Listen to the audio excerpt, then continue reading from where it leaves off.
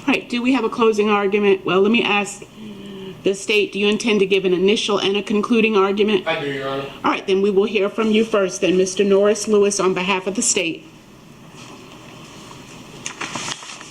The other Mr. Lewis, in his opening argument, spent a very long time calling this case weird, calling the indictment weird.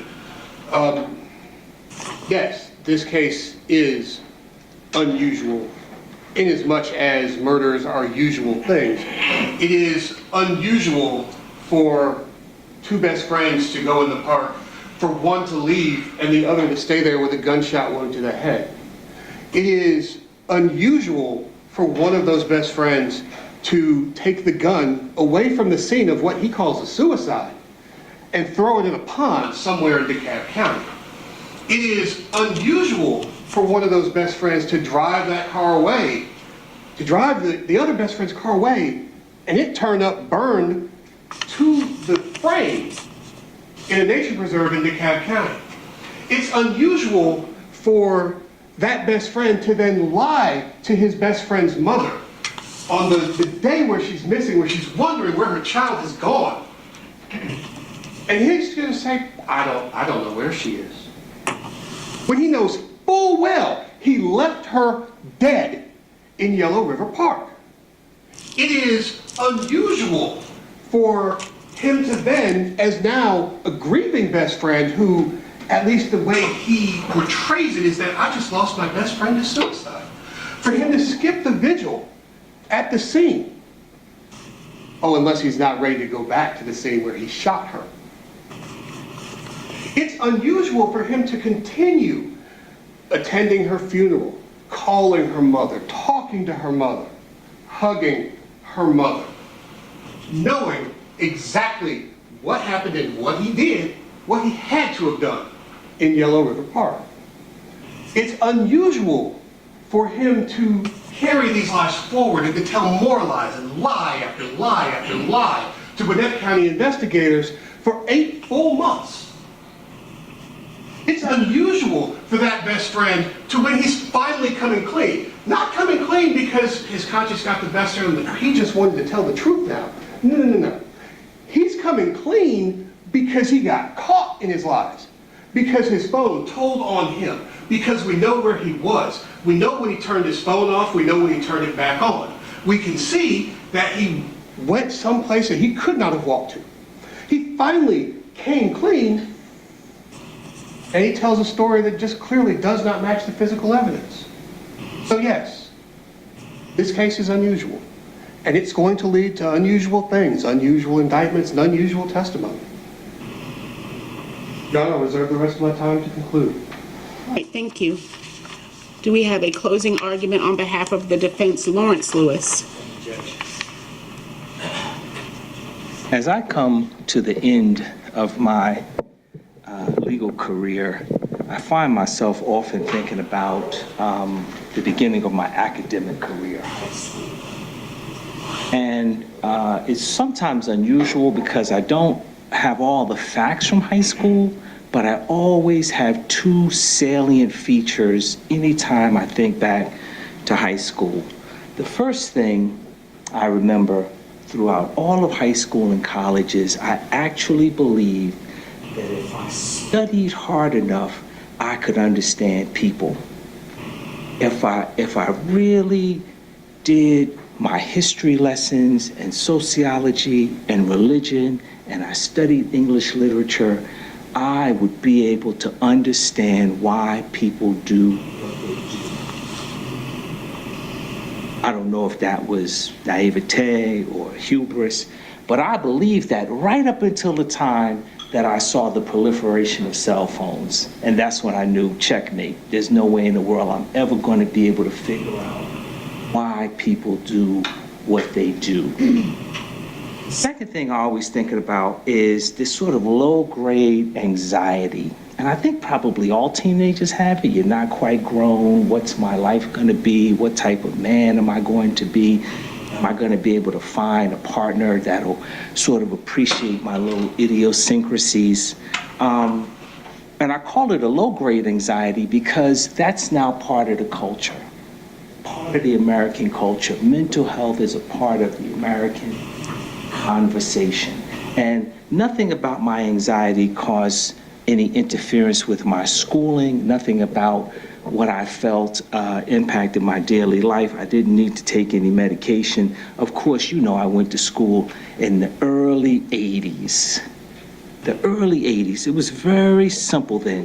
There was no internet, and I think home box office, HBO was the only thing that was hot in the street at that time. And inside of my 80s bubble, suicide was just a word, like socialism, some type of esoteric concept. It wasn't anything real. It didn't touch me. I didn't know anybody that had committed suicide. I didn't know anything about suicide. Of course, this was before I studied Sigmund Freud. This was before I read On Suicide by French sociologist Durkheim. This was before I studied Jean Piaget. This was before I read Marx. So, I mean, I was young. I was sort of clueless. Suicide, we know now, is a national epidemic. We know that now. We know that now. Mental health dominates the cultural dialogue. And we also know that young people are constantly being bombarded on the internet and social media with all sorts of images of what they should be, all sorts of anxiety-producing images. We know that now. A great deal has changed in the 40 years for me since high school. A lot has changed for me, a lot has changed for the society. And even in the almost 3 decades that I've been practicing law, a lot of things have changed. I never would have dreamed when I was a young prosecutor in Philadelphia that a prosecutor would depend 100% on a homicide conviction on the fact that the defendant told a lie. I wasn't there. It doesn't really matter how many lies fall from that first lie. I wasn't there. I told you that in the opening that he lied. But I never would have dreamed as a young prosecutor that I would be here some almost 25, 30 years later, and the entire case would rest on my clients telling a story. And of course, that's compounded and made more ironic by the fact that 85% of American culture is on the internet lying, pretending to be something that they're not, pretending to have things that they don't have. So now, honesty determines if you're guilty of murder or not. Not evidence, honesty. So, as my father loved to say, a liar will do anything. Let's be honest now. Let's talk honestly. Let's do it.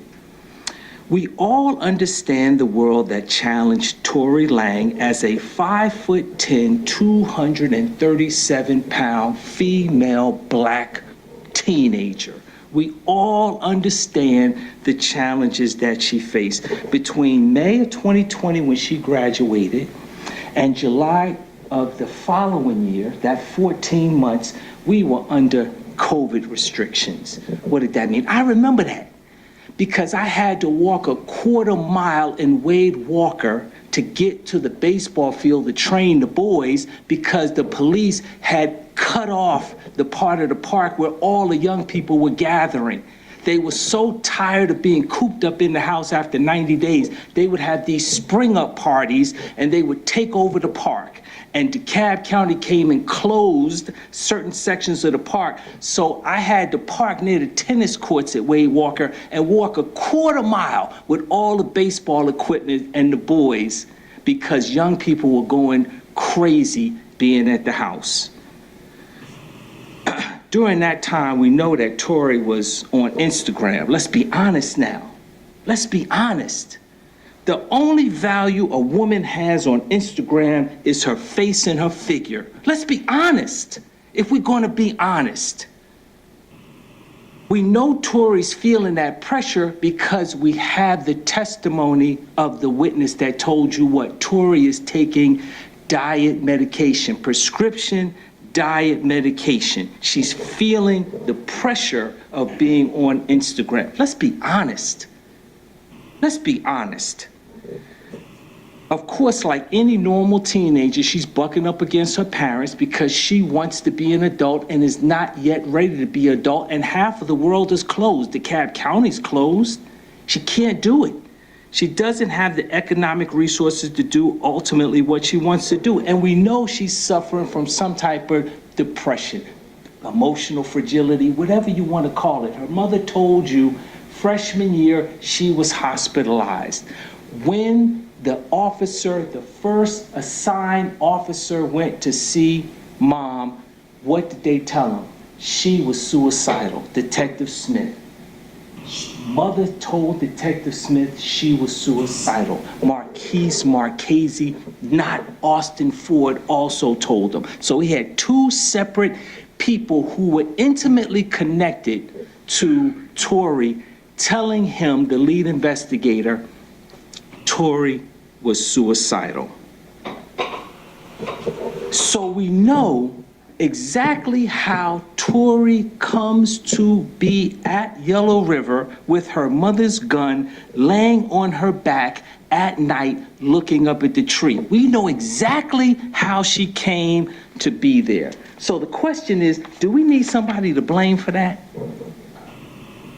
That's the real question. Do we need somebody to blame for that? I want you, when you come here, when you go in the back and you deliberate, I want you to bring your common sense and experience. But you know what I want you to leave out there? I want you to leave this new American zeitgeist. I want you to leave it out there. What am I talking about? This anytime I don't get what I want, anytime my feelings are hurt, I'm a victim.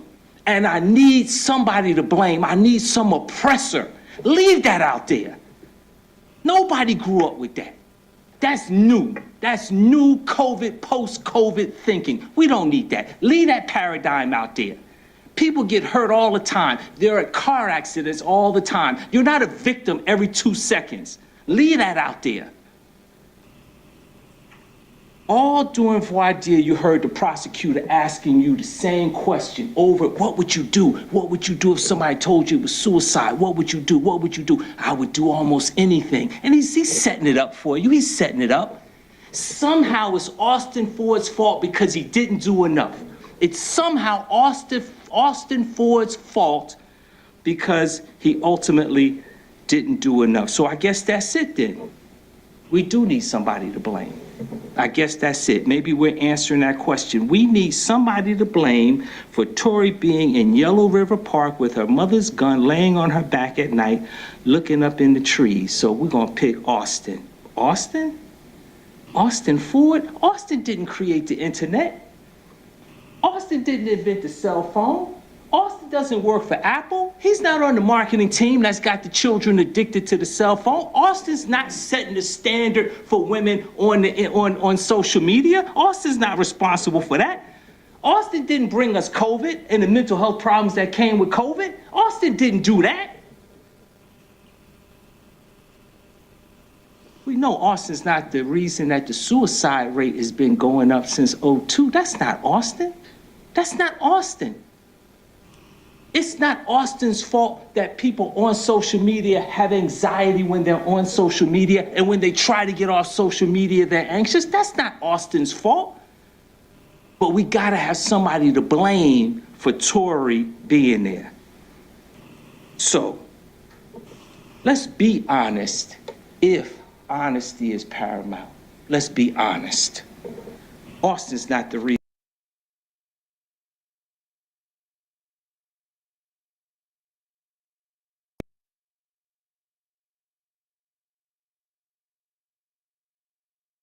Thursday afternoon, so you're going to have the case about 24 hours earlier than I expected you to have the case. The case lasted basically less than 2 days. Wasn't a long case. What are the undisputed facts? Undisputed. Tori took the gun from her mother's residence. That's undisputed. Tori drove her vehicle to Yellow River Park. Her vehicle to Yellow River Park. My client didn't pick her up.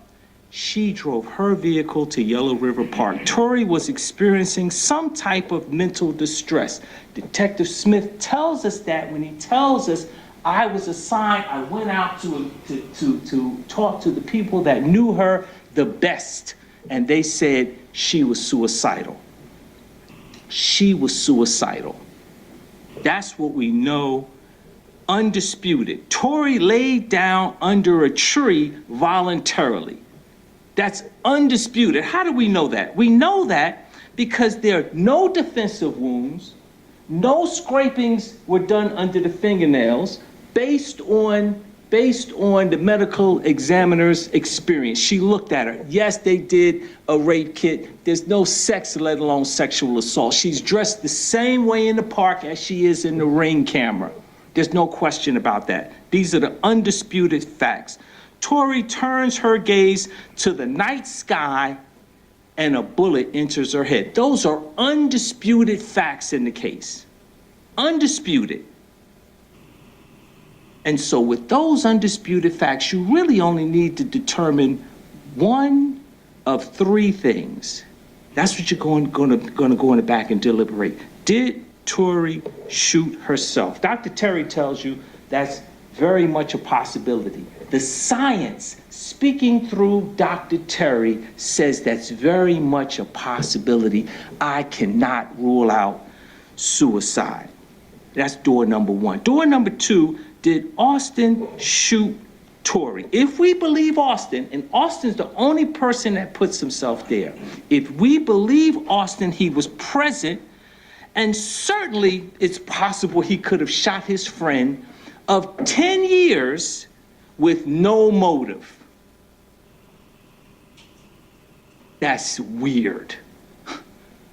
And the prosecutor's not gonna come up here and offer you any kind of motive because there's none. The third option is Austin assisted Tori in a suicide.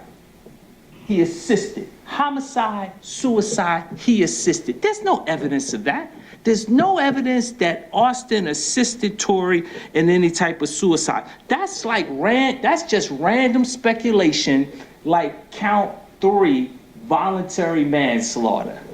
And the judge is gonna read the indictment to you. You're gonna have the indictment in the back. There is absolutely no sudden, violent, and irresistible passion resulting from serious provocation. That just doesn't exist. That's just made up. Just made up. Out of thin air. Remember, the last investigator told you she came and sat down and spoke with the DA. After she spoke with the DA, she figured she was going to take these charges. Aggravated assault and felony murder. Where's this voluntary manslaughter come in? What evidence is there? Well, we're going to throw that up and just sort of see if it sticks. Really? We got it. In an effort to help you choose one of these three doors, homicide, suicide, assisted suicide, the state presented 14 witnesses. And as far as I consider it, Austin Ford is a witness because you heard his statement. 13 witnesses, you've heard from 14 people. They called 14 witnesses, but only 6 were truly helpful.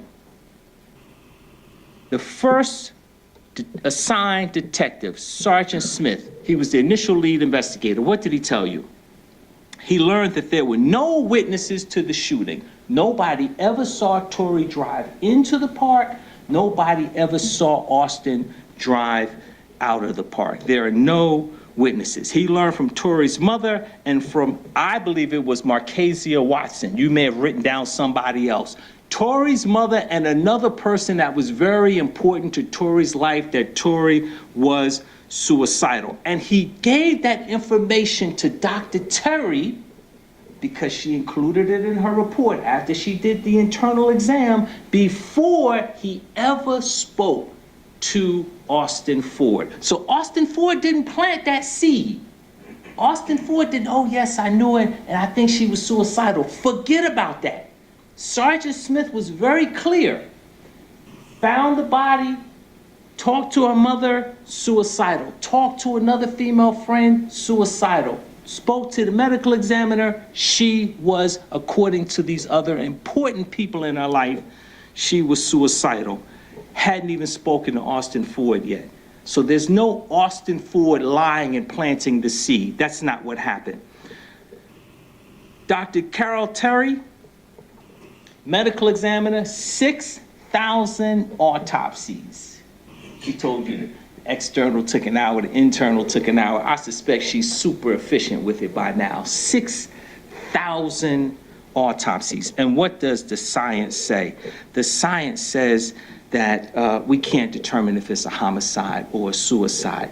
Dr. Terry by herself is the physical embodiment of reasonable doubt. The judge is going to read you the instruction on reasonable doubt, and I'm going to talk about it in a minute. Dr. Terry's testimony, Dr. Terry herself in my mind, is in fact the physical embodiment of what reasonable doubt is. The science is speaking through her. You cannot know.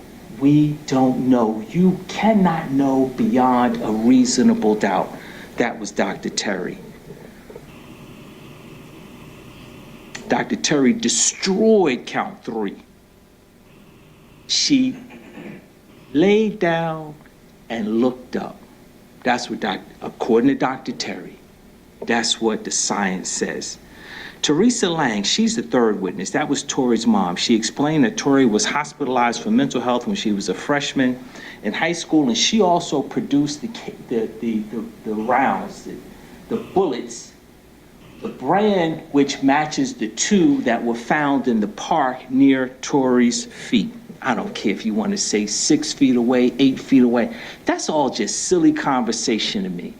That's all silly conversation to me. Why? Because Dr. Terry tells you that Tori's on her back looking up, and the gun is 10 inches away. And whether the gun is 10 inches away or 14 inches away, if you believe my client shot, she's looking up.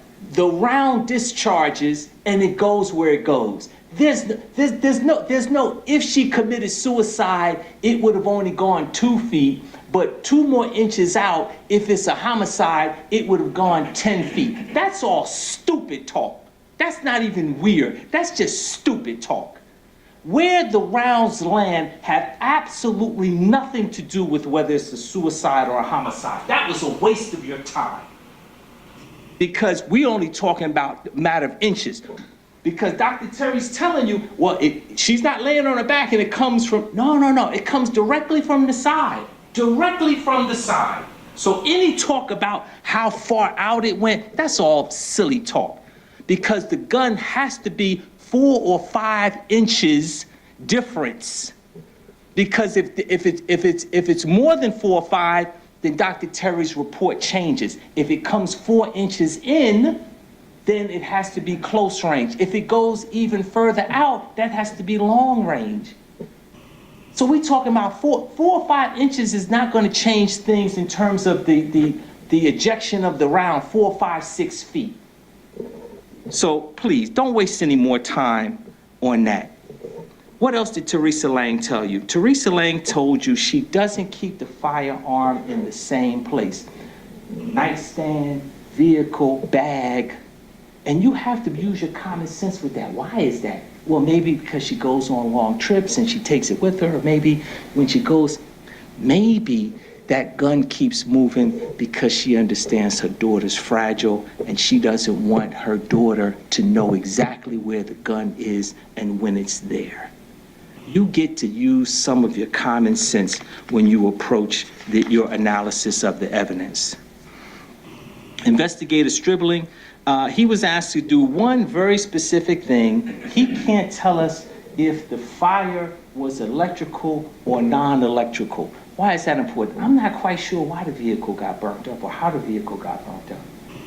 I'm not quite sure. Remember now, my client and Tori are best friends. So why would he burn up the vehicle? That's one of those weird things again. If they find the vehicle and they say, hey, we found your hair or your fingerprints in the vehicle, that was my best friend. Why wouldn't you find that? Why wouldn't you find that in the vehicle? There's no reason for Austin to set the vehicle ablaze. Absolutely no reason. Ms. Muse was important also.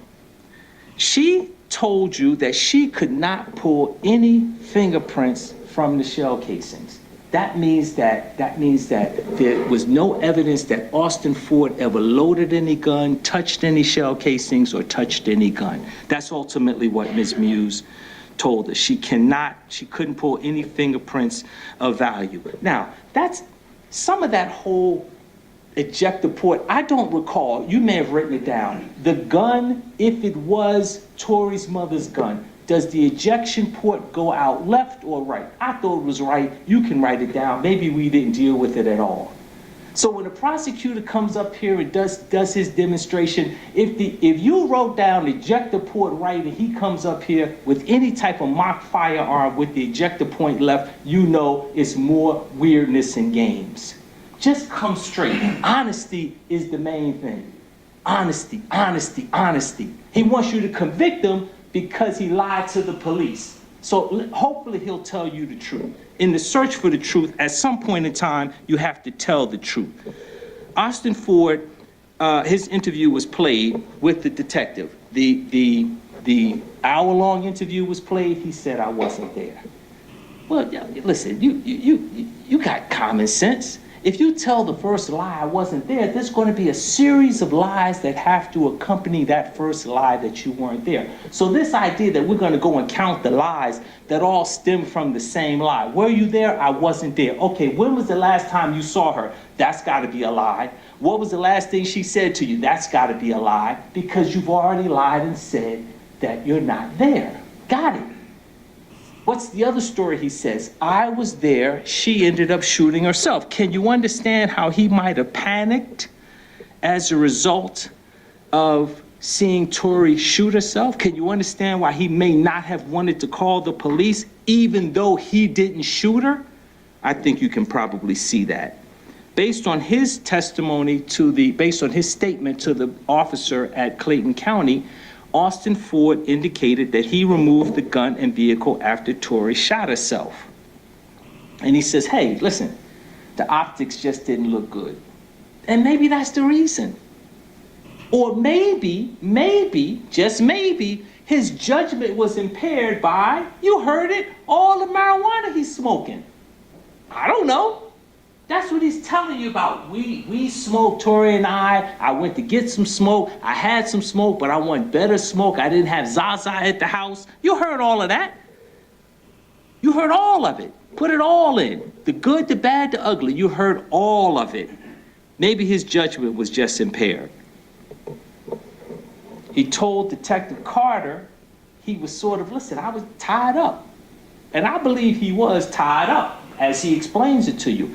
He's got to take care of his girlfriend and take care of his baby that's not his. And he's trying to make all of this work, and he's trying to keep a roof over everybody's head. And he, of course, has the gun that he gets arrested for down in Clayton County because he's trying to protect the family, but he's not lawfully allowed to get a gun because he's not 21 years old yet. And, of course, he's arguing with his girlfriend because money's short. Yeah, I can understand that, but I told you in the opening, it's hard for me to believe 8 months. I got a good friend, my good friend is dead, and the police want to speak to me, and I don't, listen, I'm gonna make some time. I'm gonna make some time in the next week. I'm gonna make some time. Yeah, I'm gonna make some time. So Detective Carter and I probably are on the same page that he was dodging. But he does, in fact, talk to the police, and he tells them what happened. Once I sit down, the prosecutor, he's going to get up and he's going to speak to you. He's going to give you his version of what he believes the evidence shows. And once he sits down, unlike what you saw at trial, I don't get to pop up again. Mr. Lewis, you don't have anything else to say? That's a joke, right? If it's a pop-up game, we'll keep you here all night. He'll pop up, I'll pop up, he'll pop up, I'll pop up. He gets to speak to you last. So once he speaks to you, it's over. I don't get to speak to you again. The judge is then going to tell you the law. The judge is going to tell you the law. And part of the law that the judge is going to tell you is going to concern reasonable doubt. The the embodiment of Dr. Terry's testimony about science. Reasonable doubt. What's reasonable doubt? Reasonable doubt, the judge is going to tell you, is the doubt of a fair-minded, impartial juror honestly seeking the truth. That's why jury selection took a day and a half, because we've got to have impartial jurors. Reasonable doubt is the doubt of a fair-minded, impartial juror honestly seeking the truth. It's a doubt based upon common sense and reason. It's not a vague or an arbitrary doubt. It's a doubt for which a reason can be given after you consider the evidence, any conflict in the evidence. That's what reasonable doubt is. And the judge is going to tell you that. The judge is going to tell you mere presence is not enough. Even if you believe that Austin Ford was there in Yellow River Park, his being there is not enough. His not stopping Tori, you can probably figure that out. That's not going to be enough to convict him of murder. He didn't bring the gun. He didn't encourage her to do anything. The judge is going to tell you mere association is not enough. Just knowing Tori, being Tori's friend, that's not going to be enough. The mere association, bare suspicion is not going to be enough. The judge is going to tell you that.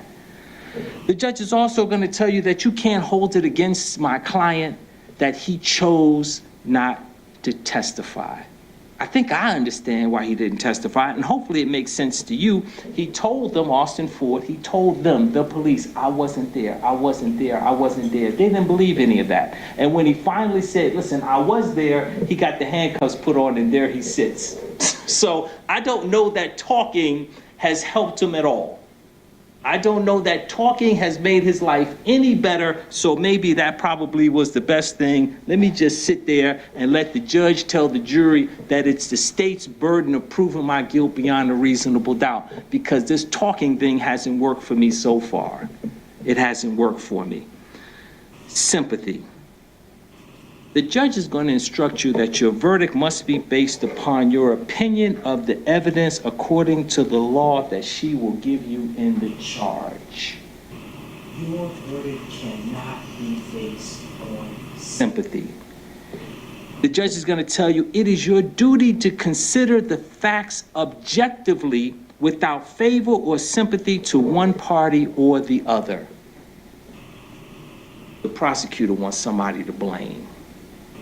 I'm not mad at that, because that's the culture now. Somebody is to blame. If we meet in an accident in a circle, you're a victim and I'm a victim. We're all victims. Whose fault is it? It's the street design. It's always going to be any adversity.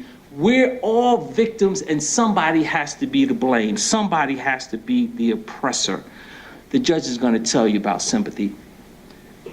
Your verdict must be based on the evidence that you heard from the witness stand. You put that evidence with the law as you deliberate, and you reach a verdict on whether or not the state proved his guilt beyond a reasonable doubt. Not all doubt,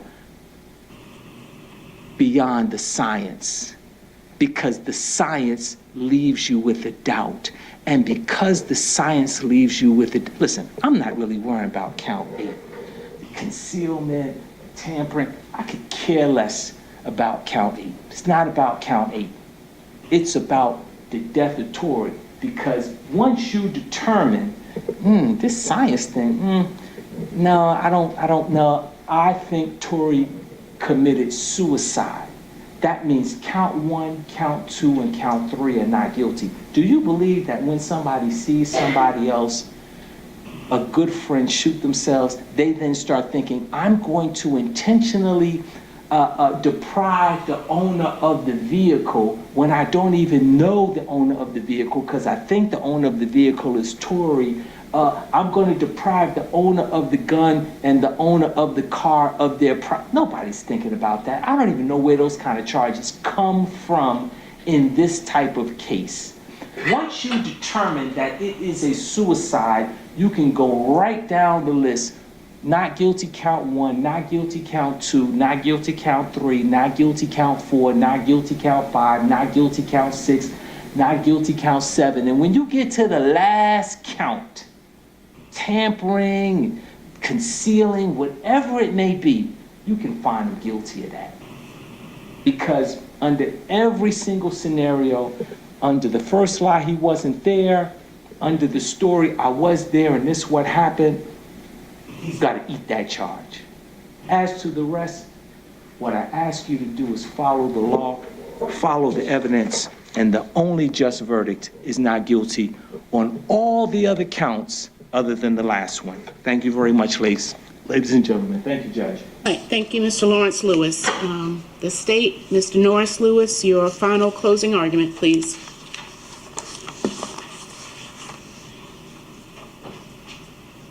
I'm going to take what's an unusual step from me and address the series of fallacies that you just heard from the defendant's lawyer.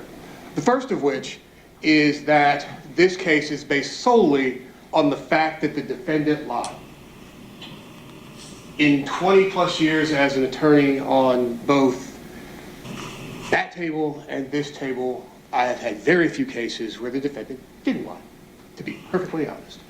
In every case that I've had, the defense attorney gets up and says, the prosecutor believes this, the prosecutor believes that, the indictment's wrong.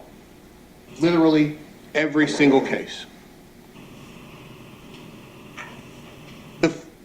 The idea that this case is based solely on the defendant's story is literally just dead wrong. The state is not looking for a scapegoat. The state is not just looking for someone to blame, because someone has to be to blame for everything.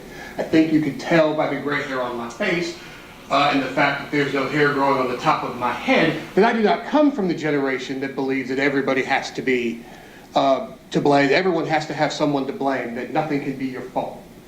Now, what I'm here for and what I'm here about is the evidence, is the facts, the things that show you that what happened to Tori was clearly not suicide. We're talking about people who said that Tori had been suicidal in the past. Sergeant Smith talked to a grieving mother who just found out that her only child probably took her gun and was now dead. This woman's world had just been upended, turned upside down, and destroyed. The only thing she can think right now is 4 or 5 years ago, when she was a freshman in high school, she did a thing that got her hospitalized briefly. She didn't say, oh, she's suicidal right now, she's running around trying to kill herself. That didn't happen. Marquisa Brown, Marquisa Watson, whatever Mr. Lewis wants to call her, did not get on this stand and say, I talked to Tori yesterday and she was just suicidal. She wanted to kill herself. She didn't want to be here. You know where that comes from? You know where that comes from? It comes from him. The person with the most interest in the case. That's where it comes from. He's the one who said it over and over and over again. You know what you didn't hear? You didn't hear anyone testify that they were asked by Tori to hurt them. Him. Only him. The person with something to gain for calling Tori's death a suicide. The proposition that Tori is feeling the pressure of being a teenage girl who is taking a diet drug and happens to have an Instagram account, of saying that, oh, she's heavy-set, she must be feeling the pressure, so she must be suicidal. That is a wild assumption. Nobody said anything like that, not even the defendant. Those things could be true, but there's literally nothing to support that other than the lawyer's assumption. Yes, we did speak about suicide in ordeal. I have to couch how I say that sometimes, because I went to law school in Louisiana, so sometimes for me it's voir dire. But we talked about that for a reason. We talked about that because based on the defendant's statements, we knew it was going to come up. And it would be irresponsible to the point of malpractice not to gauge the potential jurors' attitudes towards the topic that is largely going to be the defense. The fact that I talked about it in voir dire doesn't have a thing to do with the evidence in this case. The purpose of that entire process is simply to gauge your attitudes and your biases, and in as much as they can be identified to determine whether or not you're an appropriate person to sit on this particular case.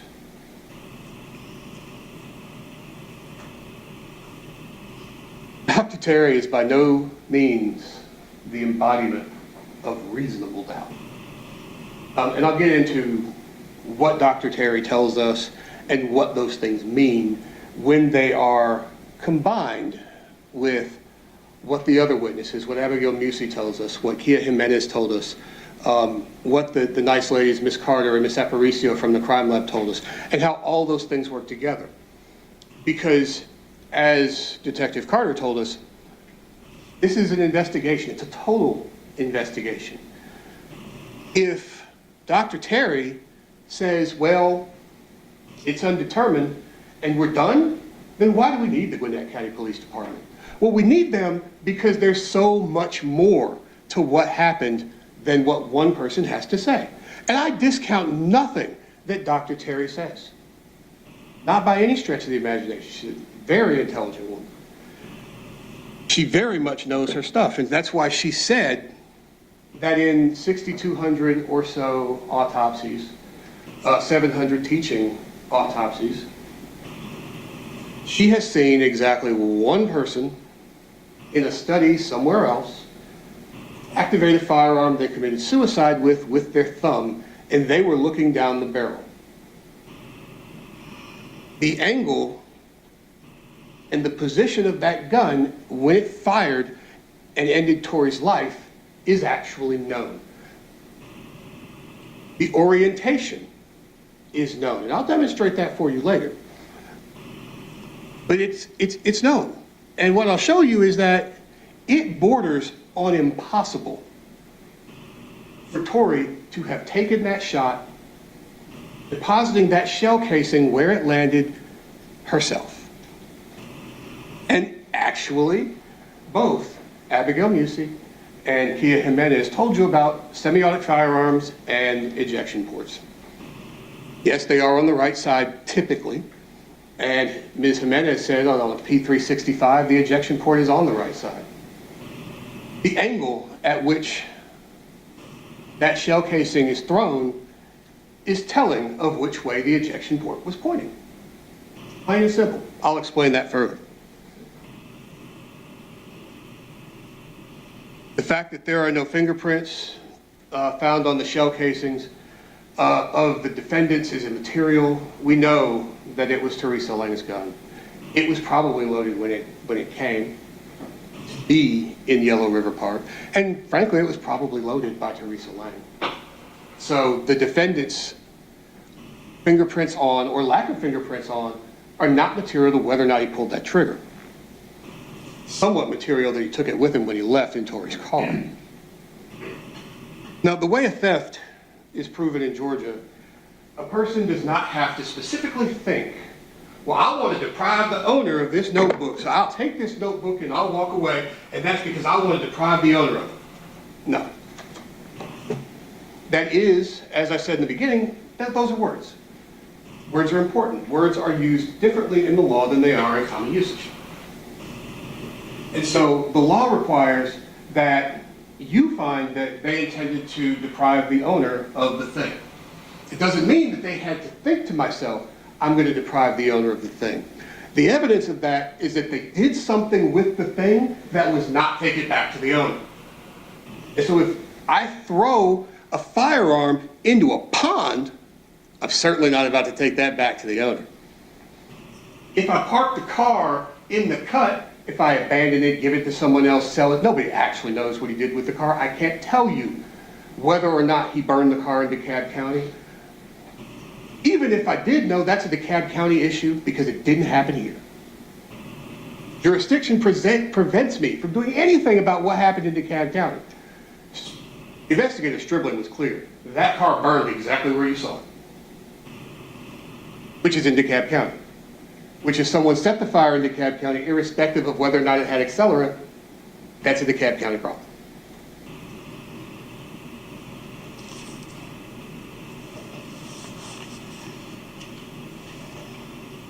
Reasonable doubt is not beyond all doubt. It is not to a mathematical certainty. There are no percentages that you should use to determine what reasonable doubt is. It is the doubt of a fair-minded juror honestly seeking the truth. And that's what we're here for, truth. Evidence comes in two different ways, direct and circumstantial.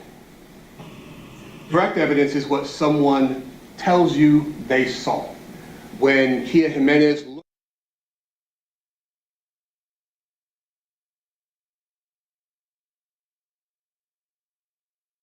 direct evidence that those two shell casings, at least in her learned opinion, come from the same gun based on her observations. That there were no drugs other than a prescribed drug in Tori's system was the expert opinion of Denise Carter. That is direct evidence that Tori was not blitzed out of her mind. She was testing for cocaine metabolites and certain amphetamines, and there was no indication that there was a need to test for anything else. When Chris Aparicio tested the blood on Tori's thigh, we learned that that's her blood. We also know that that couldn't be her blood because she couldn't move afterwards, but it's direct evidence that that's her blood. Circumstantial evidence is proof of a set of facts and circumstances that tend to prove or disprove another fact by inference. So, if there is a shell casing in a certain direction from a body, we know it was fired by a semi-automatic firearm, we can gauge at what approximate direction, what approximate way that ejection port was facing. Based on the testimony of Dr. Terry, I can tell you exactly where that firearm was. Now, that's not direct evidence because no one saw, well, except for the defendant, but nobody else saw where that firearm was and could say, I saw that firearm in that position 10 to 12 inches from Tori's head. But it's circumstantially, I can tell you exactly where it was. There is no legal difference between direct evidence and circumstantial evidence. Evidence is evidence. And of course, there are rules of evidence. You did notice there were a couple of objections. You can only be shown that which is admissible. You are also the finder of fact. Part of being the finder of fact is that you judge the credibility and believability of each witness. Their opportunity to see, their opportunity to hear. But one major thing to consider in what a witness says is their bias in the case, their interest in the case, and whether or not their testimony is probable or improbable. There are 8 counts on the indictment. As I said, there are sometimes charges in the alternative. One thing about people is people are wildly unpredictable and you never actually know what they're going to say. And so sometimes you include charges that don't immediately make sense. I won't say that, that's not true. Sometimes you include other charges because crimes can happen more than one way, quite frankly. But when I'm done, I will ask you to find this defendant guilty of counts 1, 2, 4, 5, 6, 7, and 8. Now, let's talk about what we know. We know from Dr. Terry, and these are facts, we know from Dr. Terry that the gun was about 12 inches from Tori's head when it was fired. That's based on her observations in the pattern of the wound, science. That it went straight across Tori's head, right around the front of her ear, straight across to the other side, severing her brainstem. Based on that, Dr. Terry was able to tell you that Tori was lying in the position in which she was found when she was shot. blood flow, the pool of blood on the ground, the particulate matter on her legs, on the back of her shirt, the appearance that there was no drag marks, no indication on her skin, no abrasions. All of that tells us she was right there. We know there were 2 shell casings, and we know where they were. We can see their approximate distance and angle from Tori's body when officers come and ask they were found. We know that Tori was not alone. We know she wasn't alone because Tori wasn't going to move the firearm. Tori couldn't move the car. The firearm itself was never found. There was not even an idea of where to look for 8 or 9 months, when any number of things could have happened to it. Could have sank deep into the mud in the pond, could have been somebody else swimming, could have found it, picked it up, and carried it off somewhere. If that's even the right pond, if that's even the right point in the pond where he threw it, depending on how far he threw it into the pond. Did other things fall into the pond? There's any number of reasons why the Hall County Dive Team couldn't locate that firearm. We know that the car was found in a nature preserve in DeKalb County. We know that it was burnt to the frame. We know that the defendant lied about being there. He lied about seeing anything. He lied about looking for Tori. He gave the police other people to look at.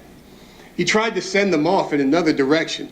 Don't look at me, don't look at me, look at him. Look at Scoop. Oh, Scoop would have done it. Scoop's a bad dude. You know, Scoop be hitting licks. Scoop be doing scams. He pops perks and Molly, and Scoop's bad. Look at Scoop. Scoop was completely cleared.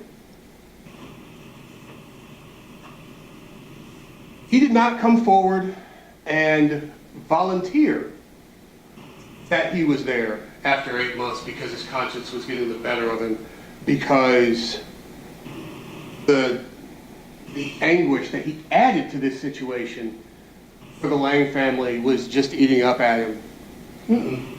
He got caught. Detective Carter figured out where he was based on where his phone was. Detective Carter figured out when he turned his phone off on the way into the Elk River Park. Turned it off. It wasn't pinging anywhere. Suddenly, just went dark. Someone tried to call it. His girlfriend tried to call it. Not answered, because it was off. Why you turn your phone off when you're going into the park at 11 o'clock at night with your best friend? Why does it come on shortly before you wind up home? We know there were 2 shell casings. We know that there were similar marks left by the gun that fired them. Most likely they came from the same gun. A SIG P365. We know that Teresa Lang owned a SIG P365 and that she had Aguila ammunition in the box in which the 365 was located. We know from Kia Jimenez and Abigail Musey how semi-automatic pistols eject shell casings, typically thrown out and to the right. SIG P365, which Ms. Jimenez was familiar with, has an ejection port on the right, and it throws out into the right. We know what the condition of the ground was. It was wet, compact dirt. There was some vegetation, but it was largely just dirt. But it's not like a hard concrete floor that's been waxed within an inch of its life. A shell casing hitting that kind of ground isn't just going to skitter around, bounce off, and roll away. It's largely going to stay about where it lands.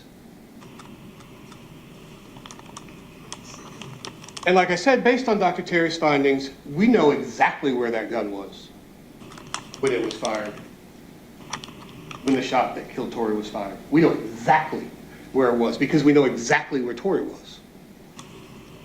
We know that blood on her thigh was her own and that she didn't have anything wild in her system. We know that the defendant turned his phone off going into Yellow River Park. It's not that he stopped answering it, it was still pinging near there. No. It was off. It was off so he couldn't be tracked. We know that for almost 9 months, he lied. He concealed the truth. He evaded police. He dodged them, giving up no knowledge that he had about Tori's death, knowing that he was doing everything he could to prevent them from determining whether or not her death was unlawful, whether or not he killed her.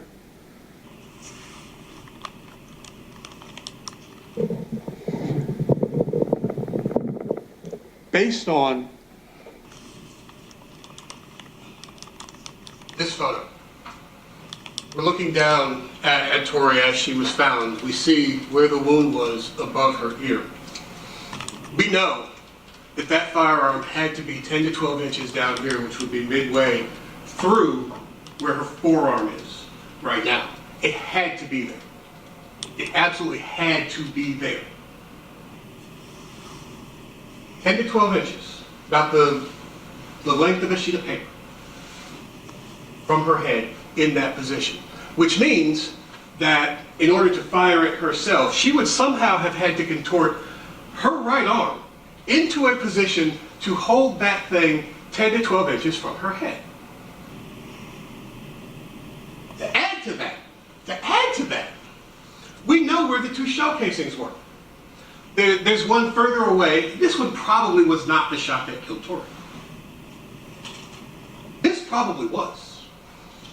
It might be, it's a few feet, maybe 8 feet, 6 feet from Tori's body off to her right, which means that the ejection port from that firearm was facing this way. It was facing towards this shell casing, which adds yet another degree of difficulty to how Tori would have had to fire that shot if she in fact fired it herself. It borders on impossible. Impossible to the point of riding a unicorn, winning the lottery while getting hit by lightning. It's a 1 in a million thing, but is it impossible? No. Mr. Lewis said, oh, Dr. Terry said it's very much a possibility. That's not what she said. She said it is a possibility. Allow me to assure you that this is not a live firearm. It does not have a firing pin. It is incapable of firing a round. It has been cleared with the Sheriff's Department, and that's why they have not jumped me when I pulled this thing over here. We know that Tori's head was in about this position when she expired. We know that, you know what, let me not do that way. That's not much better. But we know that on her right side, 10 to 12, I'm on the left side because I don't want to pointing at the audience, even though it's not a gun and can't fire. But we know that this gun was about this far from Tori's head. Now reversed, it was about that far from Tori's head. It had to be in line with the wound. Her head was on the ground, so the firearm had to be down here. Now, because the ejection port had to be to the right, this is the way this firearm had to be when it killed Tori. Which means she would have had to contort her hand, her own hand, in such a way to create this. So with the ejection port having to face towards my feet, I can only get this thing that way if I fire it with my thumb. And not only do I have to have it this way, but I have to produce a perfectly straight shot across the back of my head just in front of my ear. That borders on impossible. You cannot do it you cannot do that naturally, the way a firearm is naturally held. It's simply not possible that way. The only way it happens, and Dr. Terry did say that, the only way it happens is with your thumb.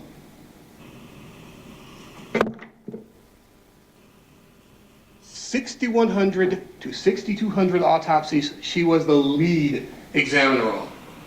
700 teaching, 20 years, 3 Georgia counties. She has seen exactly 1 suicide where the thumb was used. She has seen exactly 1 where the thumb was used. And that person was looking down the barrel of the gun. I'm not necessarily going to look down the barrel of the gun and play this thing myself enough.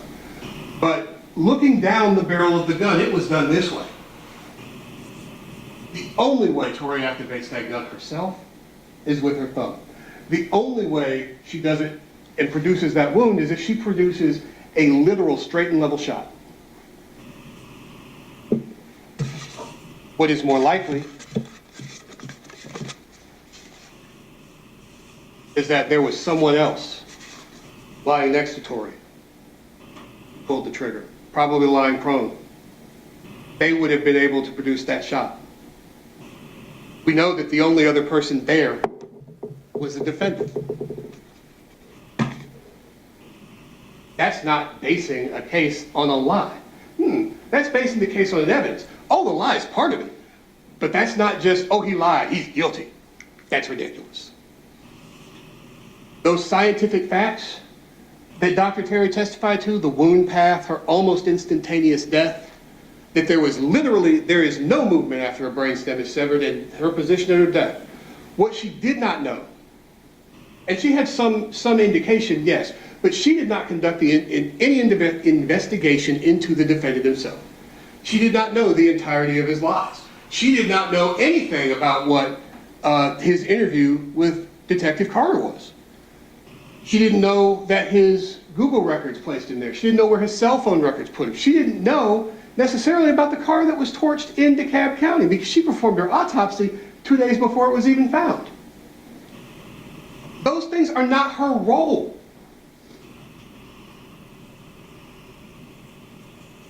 The suicide notion comes from the defendant. The only person who we hear say that Tori was suicidal in July of 2021 is the defendant. Nobody else stood here, said that Tori asked them to hurt her. No detective who talked to anyone even said that someone said that. The only place that comes from was the defendant.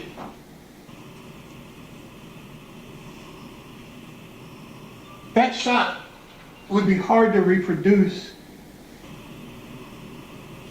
shooting naturally by experience. Pause for a second. Please step out of the courtroom. You are excused from the courtroom, sir. I apologize. Please continue. It would be difficult for an experienced marksman to produce a shot that straight with no up, down, no left, right deviation. Literally straight across the brainstem. But anyone wants you to believe Tori did it with her thumb on a whim in the park while staring up at the sky. That's stupid.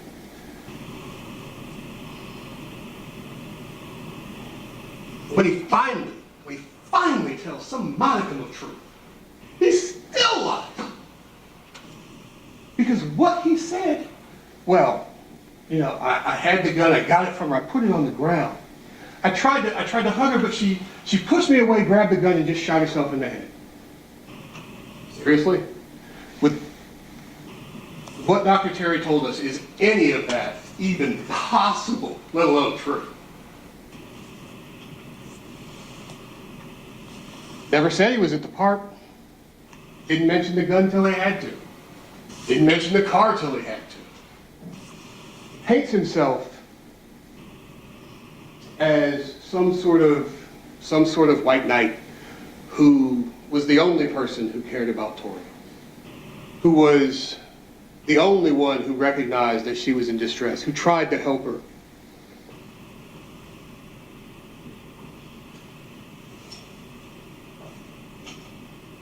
tell when he's lying and how he's lying based on the way he interacts, both in particular with Detective Carter in those 2 long interviews. And I admit that I hated playing interviews that long. I apologize for that in as much as we had to sit there and listen to them. But what I wanted you to hear is how every second there's a pause, the defendant starts talking again. Starts talking to saying something else that favors his story, something else that makes him look a little bit good. Because he's trying to get Carter to believe the lie. He figures in his mind, one more sentence, one more word, she'll finally believe it. If I just say one more thing, it'll put her over the top. He does that throughout the phone call. He does that at the jail. Ladies and gentlemen, your job is to seek truth. Yes. It is your job to seek truth. All right? It is your job to seek truth using the entirety of the evidence, using the entirety of the investigation, the observation of Casey Smith, the work that Sergeant Smith did before he was reassigned, the work that Detective Carter did after she got the case.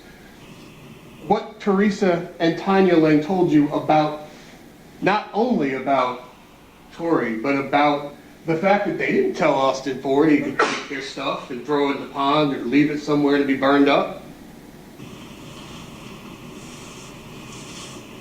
Ms. Boone Perkins, who provided ring camera that partially debunked part of the defendant's story. Dr. Terry, who, while again, she did find that the cause of death, the manner of death was undetermined, she did show us and tell us that it is wildly unlikely that Tori committed suicide. Did she use those words? No. But because it was possible, she couldn't change her ruling. Because something is possible doesn't make it likely, and it sure doesn't make it reasonable.